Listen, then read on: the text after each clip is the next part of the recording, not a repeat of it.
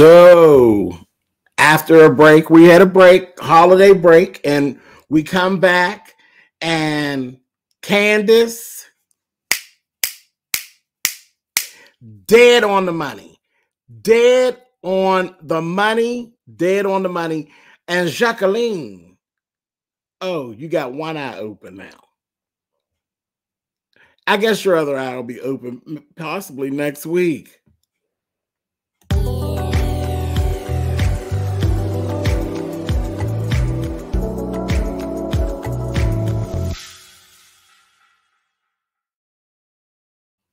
Hey guys, thanks so much for clicking on the video. This is my review for Real Housewives of Potomac. This is season 7, episode 12. Ciao. Listen. I would have called this episode Much Ado About Nothing. That's what I would have called this episode. I really would have.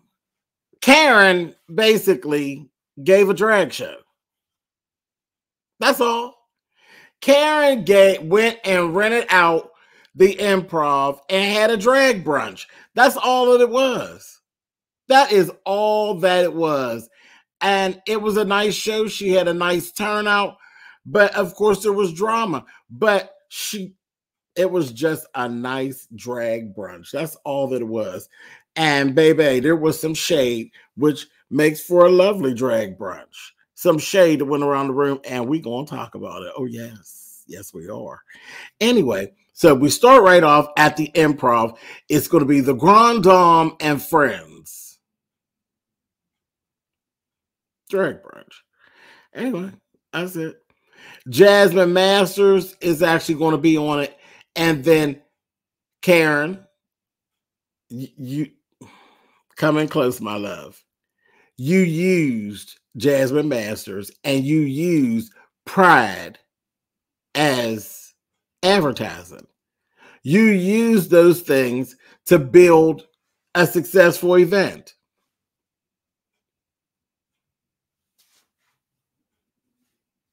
Am I going to question you being an ally? No, I'm not going to do that. I don't have any reason to question Karen as an ally. But what was it about? It really wasn't about, like, I didn't get the sense of, oh, it's Pride Month, so I'm doing this. No, you were doing this for you.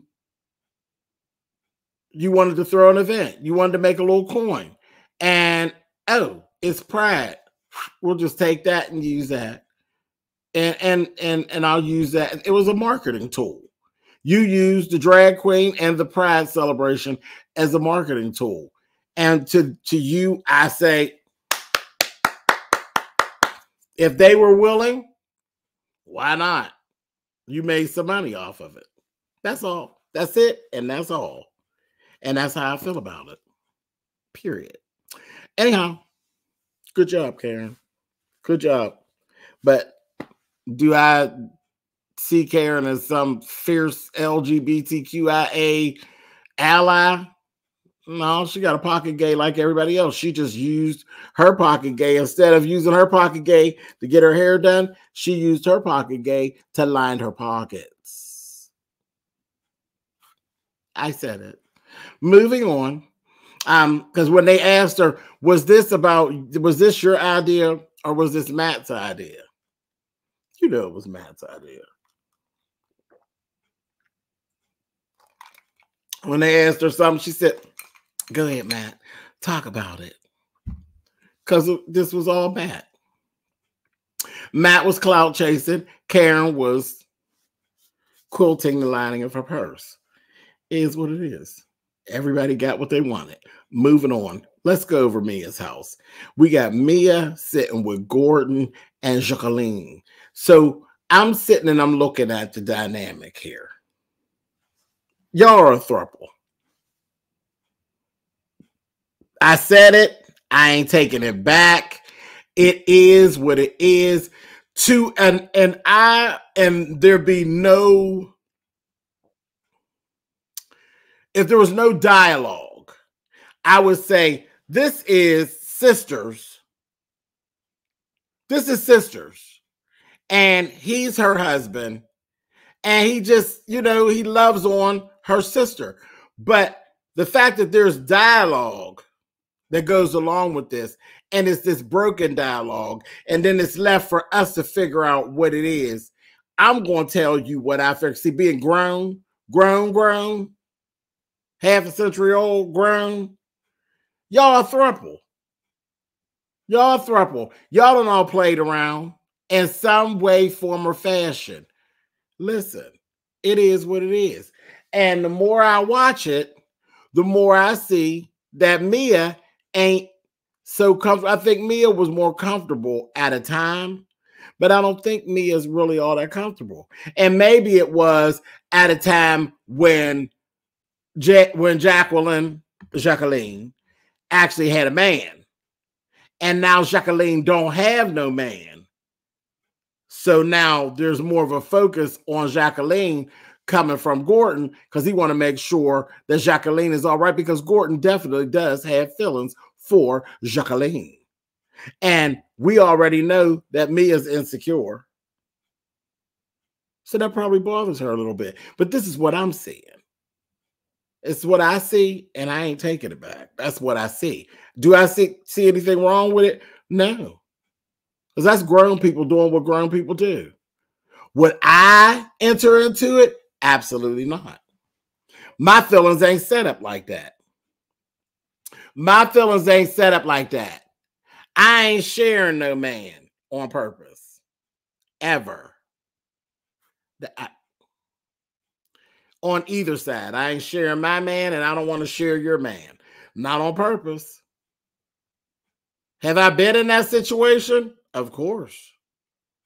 And like I said, not on purpose. And once I figured I was in it, out of it. Because my feelings ain't set up like that. But there are grown people whose feelings are set up like that, where they be all right with that.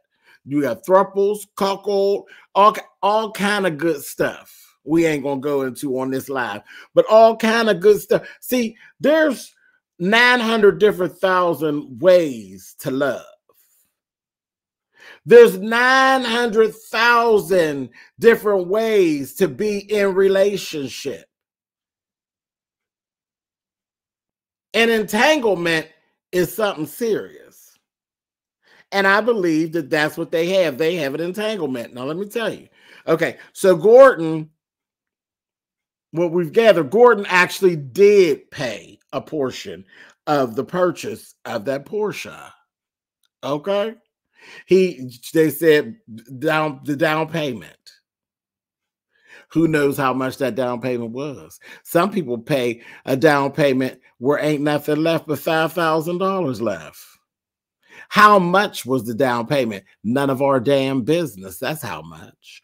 But I'd say it was a significant amount. It was enough of an amount to make Mia's eyes roll in the back of her head while this was going on.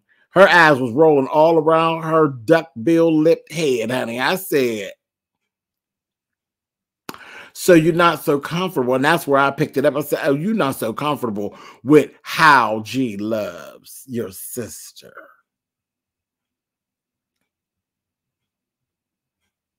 Had you not told us so much about you all in the past, we would have just thought that it was just a brother-in-law just loving on the sister. She's seeing a rough time. He wanted to make things easier for her. But no.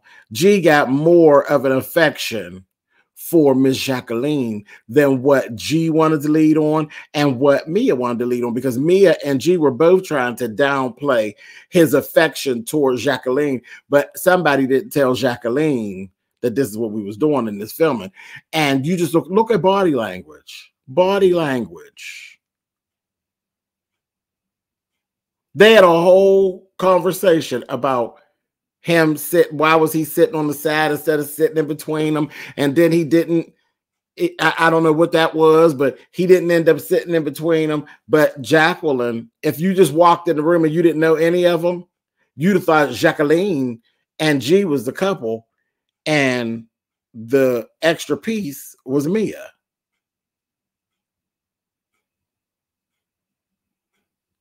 And I sat there and I watched them as they tried to downplay what his affections are. There's no need to do it. You feel for Jacqueline. Why not? It is what it is. I don't think it sits so well with Mia these days.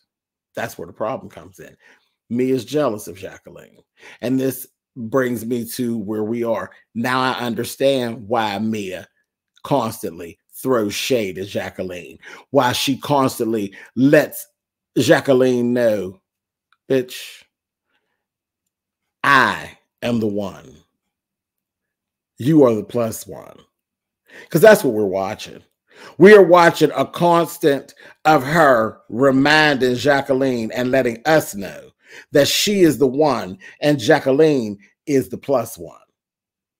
Let there be no mistake. That's where all that shade is coming from and all of that.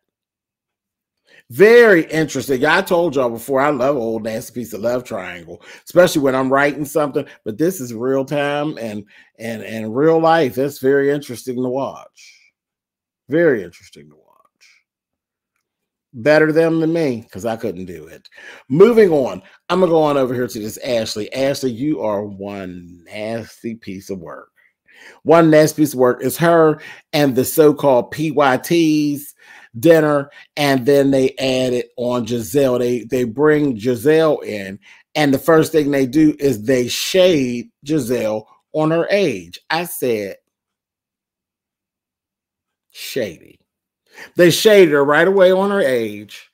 You know, they thought, oh, well, we're pretty little things instead of pretty young thing. Whenever Giselle, like we're initiating her into the group. Whenever Giselle comes, we're pretty little things. When she ain't here, we pretty young things. Why can't Giselle be a pretty young thing? And to tell the truth, this episode, we actually I seen Giselle in an outfit where everything was right. Her makeup was good, her hair was good, and her outfit. When she went to Karen's event, she did look like a pretty young thing. I said, come through, Miss Giselle. That's one of the best times I've ever seen Giselle. And she was sharp. She was sharp going up in there as she should be, because her and Karen's friendship is nothing but pageantry. They're always in competition with each other. So she was supposed to show up at Karen's event like she owned the joint. And the fact that a man on the steps mistake her for Karen was hilarious to me. I said, he didn't know who he was going. Because see, the thing is, that gay man on them steps, that man was going there to see Jasmine Masters. Oops. Anyway, move it. I'll get to it in a minute. Because the real headliner was Jasmine Masters. Let's just be honest. The real headliner was it wasn't a comedian, the lady that was a comedian that was on the show. The real headliner was the one actual reality star other than Karen, and that was Jasmine Masters. We all know Jasmine Masters. Jasmine Masters is a big deal. And trust me when I tell you, yes, Karen got a crowd because of Jasmine Masters. Jasmine Masters featured in this show at the Improv during Pride. It was a Jasmine Masters show pushed forward by Karen Huger of Real Housewives of Potomac. Sound good to me. Listen, everybody got what they wanted. So Ashley and these heifers, these PYTs, were really ain't but one of them that looked like a pretty young thing to me. There's only one girl in the group that fits the description, and she's the one that said the least. She's pretty and young and hot. And the rest of them, the one girl looked older than Giselle. Ashley, Ashley ain't nothing. And then you got the girl at the end of the table who, this Deborah. Deborah clearly lies and is lying on Chris. She's flat out lying on Chris. And Bravo Andy and the Bravo crew is making it very evident that you are one lying bitch. You lying, and you need to stop with your funny looking self. And I'm glad somebody addressed it. Because when Candace called her a Muppet, I said,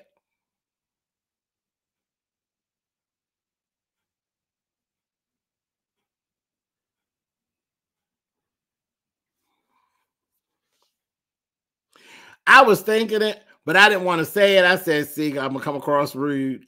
But I've looked at her ever since she's been on the show. I'm like, this is a funny looking woman. She just, it's something in the eyes. Them eyes is something in the eyes, girl. The way they sewed your eyes in, honey. I was like, maybe they could take them out and redo them, reset them or something. I don't know. But she does look like a Muppet. She keeps saying the Sesame Street character. She do look like a Muppet. But she's not very attractive to me. She's something with her look. Something is off. Something's really off and weird about her look. And then she's a liar. So that just does not help. You're sitting around here lying about people's husbands, trying to get at you. And then when she started on Eddie, I said, now watch it, lady. Watch it. Now, we don't be messing with Eddie. Eddie don't bother nobody, ma'am. And when she started with that, oh, happy Eddie stuff, I said, what is that? What you trying to say? So, oh, he was very flirty. And they showed the tape. Lying. You lying on Eddie. I said, girl, Wendy's going to claw you, honey. But I said, Lord. And then Ashley let out that they were basically planning on coming for Wendy. And then we seen later on, Ashley actually had a lunch with Wendy, and Wendy turned me because I said Wendy's gonna be where the problem come in. That's where you might really get what you looking for, funny looking lady. But Wendy told Eddie what was going on, and Eddie and Wendy actually laughed it off. I was glad they did it though, but I was shocked because I thought she was going to hit the roof. But Wendy, and I guess once they figured out exactly who it was, they's like, girl, please. Wendy wasn't feeling that. She's like, Miss Thing, my husband ain't going nowhere with you. My husband ain't, what he did, he said hi. He smiled. Honey, my husband smiles at everybody, girl. So yeah, happy Eddie. Yeah, he's mine. Get on. They laughed it off, and I was happy they did it. That was a kiki. That was a read on them, on Ashley and her friend. Moving on. Now, Mia and Giselle and Robin had a little sit down. And the first thing where I clenched and said, ugh! Robin and Mia over there oversharing about their son's genitalia. Excuse me. These are young boys, young men. They're growing boys. They're boys growing into their manhood. And you're sitting here on a public platform telling their business, just as though their classmates and different people aren't going to see this, and you're literally talking about their genitalia. How embarrassing. How dreadful. That on that one, Robin and Mia, on the mommy mark, that's going to be a miss. Y'all both missed the mark on that one. I thought that was very insensitive to do to your sons. And just embarrassing. Like, that's embarrassing. What do people need to know about what's going on with their balls? Either one of them. And I'm sure that neither one want anybody at school to know that they having ball issues, child.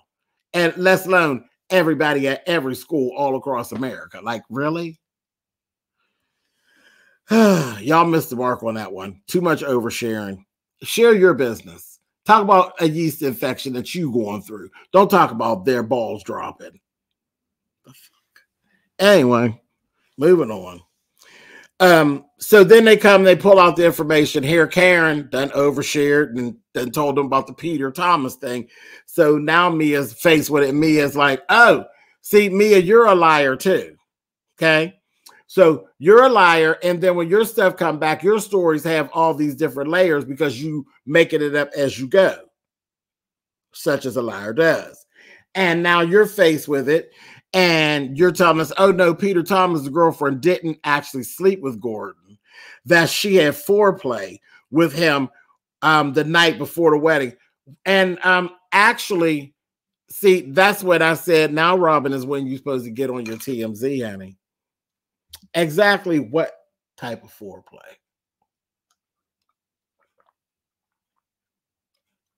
See, in some circles, foreplay will lead right up to her gobbling him up, honey. You do understand that, right? And I'm about to be a little not PC here, but yeah, in some circles, Miss Mia, And I can imagine your circle would be like that. Some circles, foreplay would actually encompass her gobbling him up and you having stepkids in her throat. Yeah, I said it. I said it. And I know some of y'all are sitting like, oh, yeah. Where is the lie? Where is the lie? In some circles, foreplay would leave Gordon with a glazed donut on his face. In some circles. Where's the lie? And on your wedding day, I don't know. You lie so much, Mia. I don't know what to believe. And it's terrible because it seems as though I walk away every Sunday believing the worst. Moving on. So she's mad. She's mad at Karen for telling them. Because now she has to go revisit her lie. Trying to figure out, I know that's hard, ain't it? Trying to figure out what lie you told and how much of it you told and how you going to spin it. Really aggravating, I know. Lying ass. Anyway, moving on. Let's go to Karen's show. Like I said, funny when the man mistake Giselle for Karen coming down the steps. Hilarious. Then Ashley, messy Ashley. Ashley brings Deborah as her +1.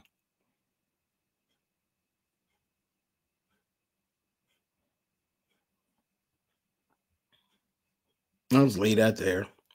Then Ashley goes and spills the tea about the flashlight situation. Y'all remember when Karen and Mia was talking and she told her she looked up her snatch with the flashlight? And this is when old Miss Jacqueline's eye opened up to what was being done. Oh, yes, it was a setup.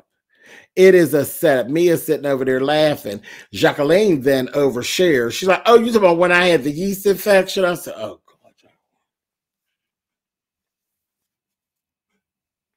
More to add to the throuple that is Mia and Gordon.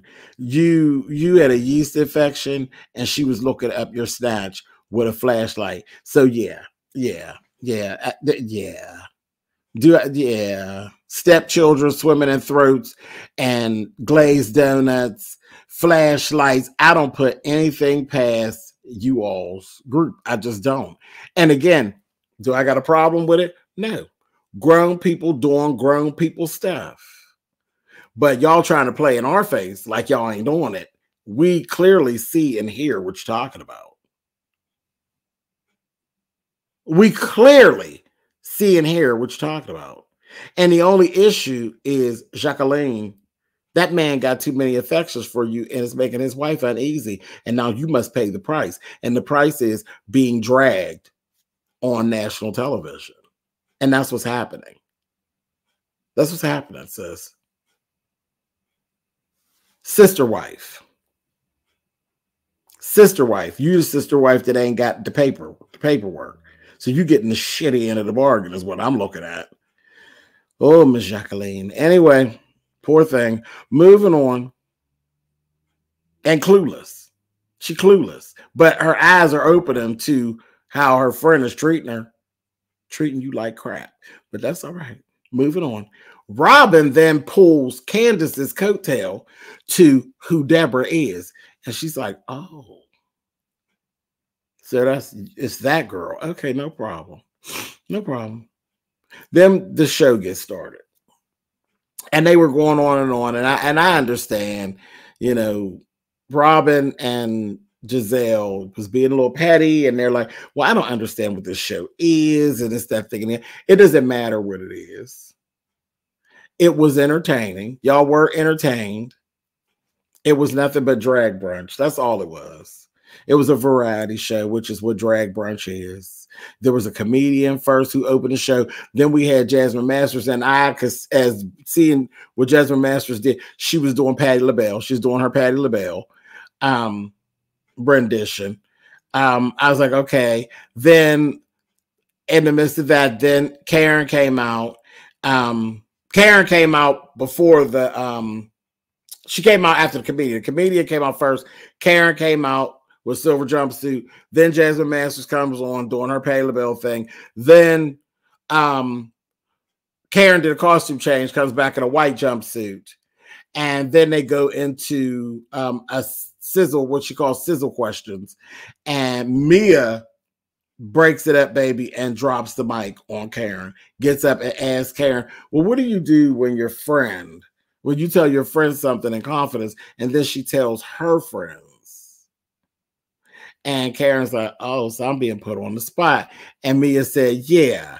So I'm saying, when I tell you something, you shouldn't tell these two. I said, oh, of course, she really put you on the spot. I said, oh, wow. I said, come on, points for Mia. And honey, Karen gave her, girl, I did what I did, and I'm working on that as a friend, girl. Now sit down, honey. And Giselle and Robin, Giselle said, that's right, don't tell me, because I'm gonna sure tell it, honey. I said, they shady. But they were trying to put Karen on the spot. Y'all were being messy and y'all were being shady. And Robin and Giselle, y'all face was a little cracked because she did pack the place out. The place was packed out. No matter how it happened, it was packed out. It was standing room only. Sorry about it. Anyway, but then here we go. Then Ashley starts literally trying to push the confrontation between Candace and Deborah. And for whatever reason, Deborah's here for it. And I said, now this is the time when I would prefer this be Monique as opposed to Candace in this seat. This would have been so much more gratifying and so interesting if it had been Monique sitting there and Deborah trying to pull this with Monique, because Monique would have definitely cracked her in her cranium. But Candace, I thought Candace was going to just drag her. But Candace shocked me, and I said, you know what? Hats off to Candace. You win, sis. When Candace, she didn't get loud. She didn't cry. She didn't get moved. She said, listen, I don't have anything to say to you. And she said, when Deborah thought she was doing it, honey, she said, do you want to have a conversation with me privately? She said, no, ma'am, I don't. I have absolutely no reason to talk to you at all. What did my husband say to you? And she's like, oh, okay. All right. Girl, I have no reason to talk to you at all. I have nothing else to say. And as a matter of fact, we're going to go. Her and her mother. We're going to go. I said, girl, she left you looking like a whole idiot, Deborah, because it looks as though you came there to get some mess started. And your mission was a fail. Ashley, you look messy as hell at this point. You were messy for bringing her, but then you really put the lid on it as to why you brought her. You literally brought her there to get some stuff started with Candace. And now when this next leg of the journey goes and Candace is dragging you, Ashley, I ain't going to say a word because you deserve whatever Candace throws your way at this point. If Candace wants to drag Michael into the red seat by his hairs on his chin, you asked for it. You asked for it. But yeah, Candace got the points on this one. Candace, you did that. Good job, Miss Candace. Absolute good job. It was I enjoyed this episode. It was interesting. It was a lot going on. It didn't get slow at any points because, Potomac can get slow at points. They have really high points, and then they have some, not this one. This one was really even all the way through, and then they played out some things as get ready to go on. Baby, it's getting ready to get real nasty around these parts. Now, Miss Jasmine Masters, girl, I love you. But you are RuPaul's Drag Race alumni, and you are reality TV star, and you are social media boom, boom. You always have been, girl. Miss Thing, why did you open up your performance and close the show in the same outfit? And then you had the nerve to put the I hope this was just splicing, because I just can't imagine Jasmine doing this. Literally putting your cover up. She had a feathered coat, which was cute, and a red suit. But like, did you put that cover up back on? Who you do that for? As if we didn't know what was up underneath it? You don't do that. You don't do that. So I'm going to say safely, I believe that was just an editing thing, because I can't see Jasmine Masters going back, and because she did a costume change into a beautiful gown for the sizzle questions. I can't imagine her putting that same red outfit back on and coming out like you have an outfit reveal. We just seen the outfit. I don't see her doing that. So I think that was a Bravo thing. But yeah, I like me some Miss Jasmine Masters. But girl, if you did do that, shame on you, bitch. You know better than that. Anyway, but it was a good show. It was a good show. And I thought Karen's little show was good. I thought it was good. And Robin and Giselle was just hating. They was just hating. Just hating.